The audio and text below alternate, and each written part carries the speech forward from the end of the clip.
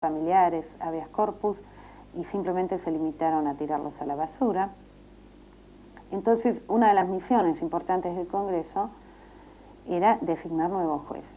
Bien, lo que hace el gobierno de Alfonsín, Alfonsín personalmente envía al Congreso los pliegos, al Senado los pliegos de los jueces, y lo que hace es proponer la confirmación del 90% de los jueces de la dictadura.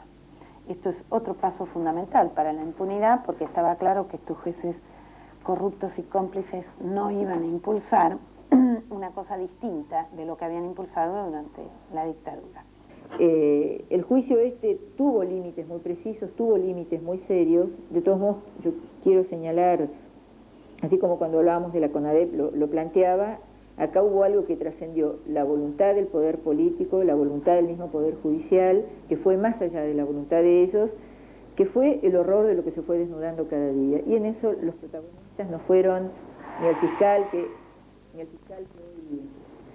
durante un tiempo se sintió el bronce y el verdadero administrador de justicia y el hacedor de la justicia en este país, ni los jueces que se sentaban día a día y que a veces con cara indiferente nos miraban desgranar el horror, sino la gente que se animó otra vez venciendo las amenazas, las presiones, el miedo, hasta, qué sé yo, las presiones de tipo familiar para no presentarse, y lo hicieron, y que además revivieron muchos de ellos ahí en esas tremendas sesiones lo que les había sucedido.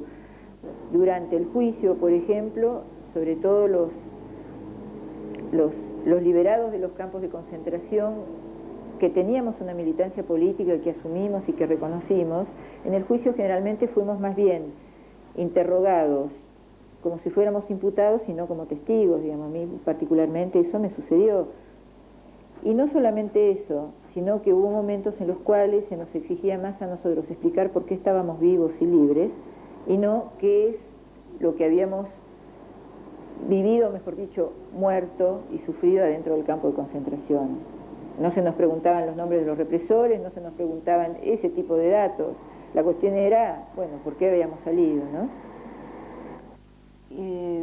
Lo que hace el juicio es establecer criterio de juzgamiento, es decir, lo que hace el juicio y su decreto, el decreto que lo promueve, que es el decreto 158, es decir, establecer el criterio de que acá se va a juzgar a las cúpulas, de que no se va a juzgar de abajo hacia arriba, como hubiera sido lo razonable, comenzando precisamente los jueces de primera instancia, con las causas iniciadas por los damnificados, donde de hecho aparecieron los nombres de los represores que trabajaban en los campos, de los torturadores, de los violadores, de los secuestradores.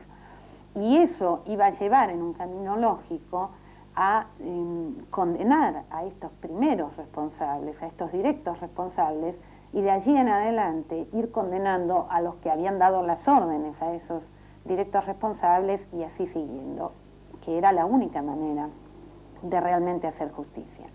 El decreto 158 y el juicio lo que establece es exactamente el criterio opuesto: comenzar por las cúpulas, es decir, comenzar por los máximos responsables, y obviamente comenzar como fue y terminar con las cúpulas. Es decir, la idea dicha en muy pocas palabras sería condenar a unos pocos para dejar en la impunidad al resto.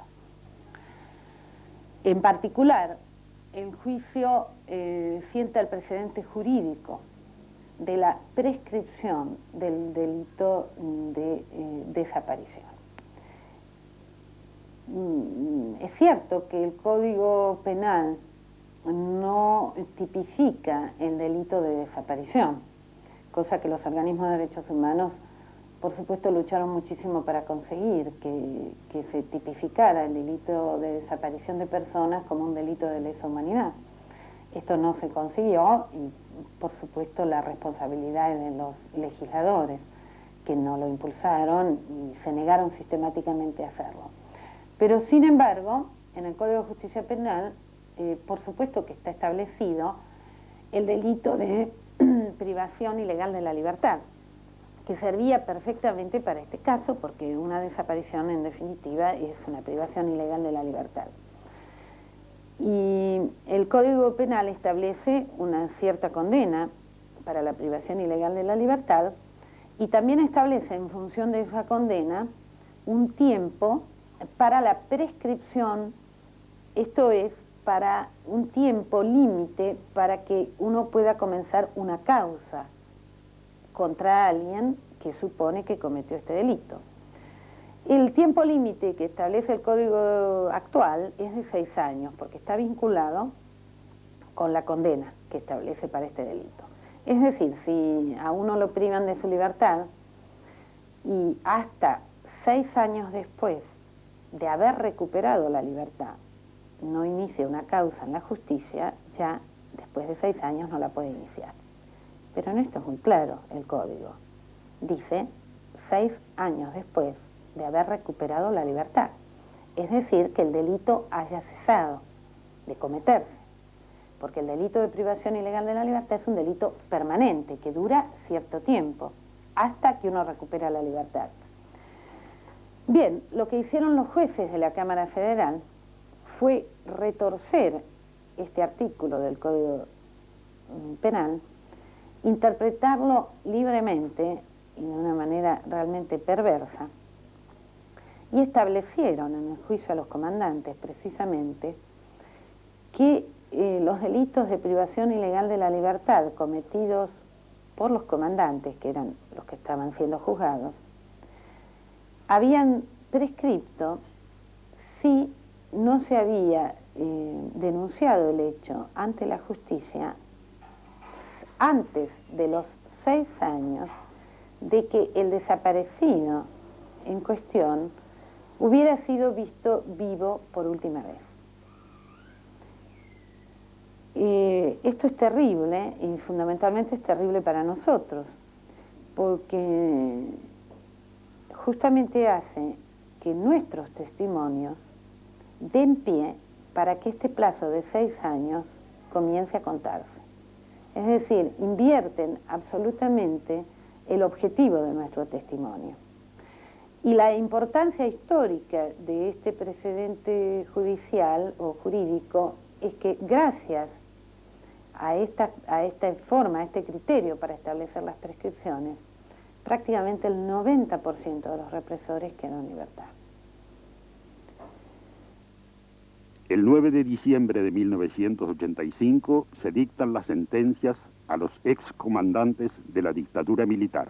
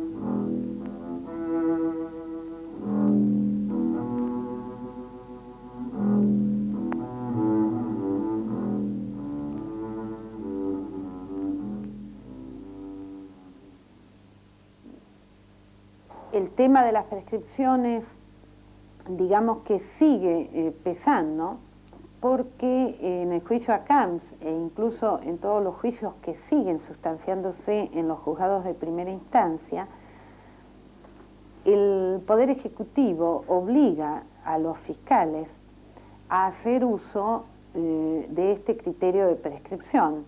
Es decir, saca un documento que se deben llamar instrucciones a los fiscales, donde obliga a admitir, a tomar este criterio. Es decir, que recuerden que no pueden juzgar siquiera o procesar a cualquier represor. Que recuerden que aquellos que no hubieran sido procesados dentro de los 6 años no podían ser procesados.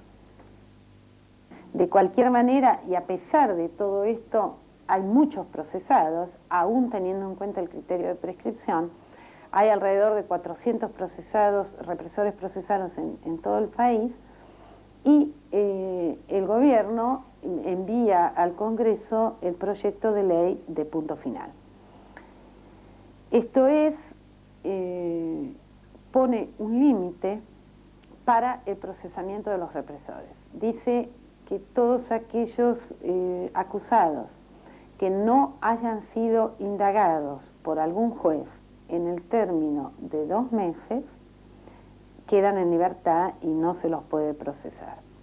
Y llegamos a Semana Santa, ¿no? Semana Santa como expresión de hasta dónde estaban dispuestos a llegar los militares para conseguir zafar de las responsabilidades por lo hecho durante la dictadura, y hasta dónde estuvo dispuesto el poder civil a ceder ante el poder militar. Todos recordamos dolorosamente el Felices Pascuas, digamos, que cerró 4 días de realmente movilización popular, de las movilizaciones populares más importantes que vivió este país, además por una cuestión muy específica que tenía que ver con el juicio y castigo a los responsables de la dictadura, que tenía, digamos, creo que fue una movilización en contra del terrorismo de Estado, en contra de la impunidad, y bueno, todo eso tuvo como broche final esa expresión de impunización hacia el poder militar, que fue la casa está en orden, estos son héroes de Malvinas, Felices Pascuas, todos a casa. Pero aún habiendo conseguido ese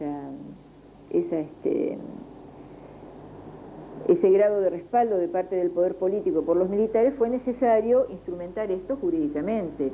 Los testigos y víctimas de la dictadura habíamos recibido citaciones ya para presentarnos a declarar nuevamente ante la Cámara Federal o la justicia, la estructura jurídica que correspondiera, en la instrucción de los juicios campo por campo. Bueno, esas citaciones fueron anuladas y la instrumentación jurídica para detener el río de los juzgamientos fue la Ley de Obediencia de Vida. La Ley de Obediencia de Vida que termina de alguna manera de cerrar estos instrumentos jurídicos que ellos debieron inventar, porque bueno, el indulto es una figura que ya existe, que debió inventar el poder político para desandar lo que la presión popular le obligó a recorrer más allá de su voluntad.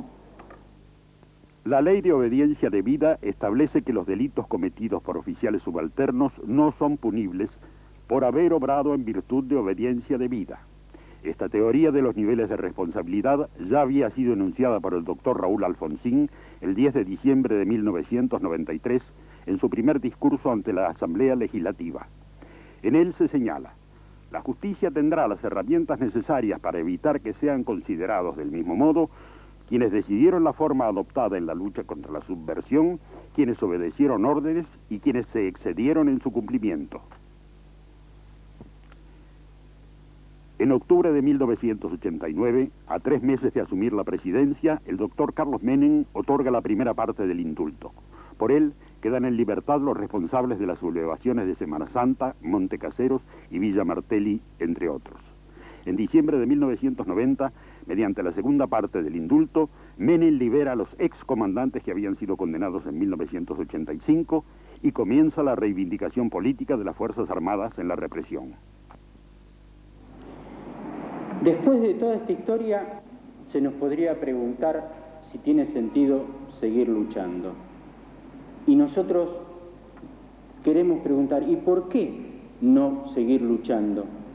¿Acaso los motivos por los cuales empezamos este camino no siguen vigentes? ¿Acaso la impunidad que vivimos no sería mayor si no hubiéramos desarrollado toda la lucha que desarrollamos? ¿Acaso esta impunidad no se hubiera realizado en forma más rápida, más drástica, más silenciosa, si los pañuelos blancos no siguieran dando vuelta los jueves a la plaza? Si no hubiéramos denunciado cada paso en este sentido, si no hubiéramos denunciado las traiciones a las promesas realizadas. Esta impunidad tendrá su fin cuando el pueblo, con su lucha, transforme en realidad la consigna de juicio-castigo a los culpables. Nuestra tarea es la de acompañar este camino con nuestros testimonios, nuestras denuncias, nuestra solidaridad con cada lucha popular por más pan, más trabajo, mayor libertad, mayor justicia, por una sociedad justa y solidaria, que fueron los ideales de nuestra generación. Y en esos ideales y en esas luchas populares es donde viven nuestros compañeros desaparecidos. Finalmente, afirmamos que nosotros no nos reconciliamos con los asesinos.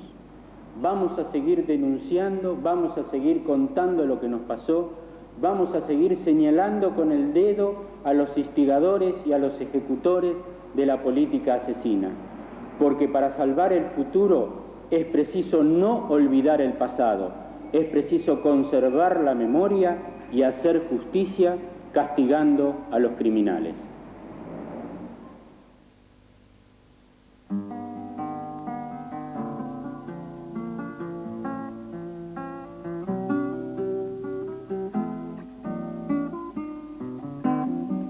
Llenos de falsas palabras como andamos, entre ofertas, eslogans y ritmos traicioneros, por amor a mi fe y a la vida que viene, canto la poesía de mis compañeros.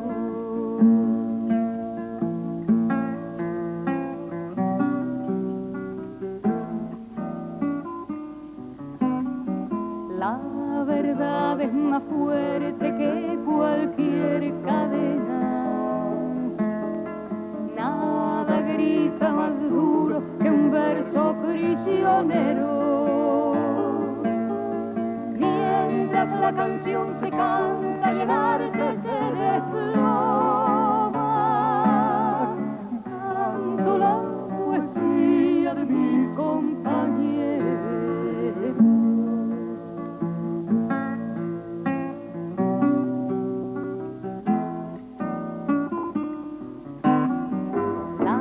Tallaron en sierras, en selvas, en montañas, en fábricas y campos, en jornadas de acero,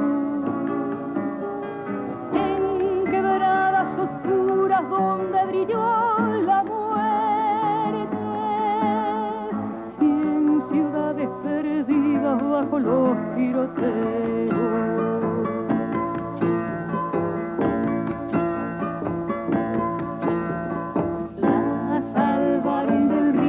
De morir asfixiada en la cámara cínica del mensaje con miedo, porque ella ha sido escrita para alentar el coraje. Canto la poesía de mis compañeros.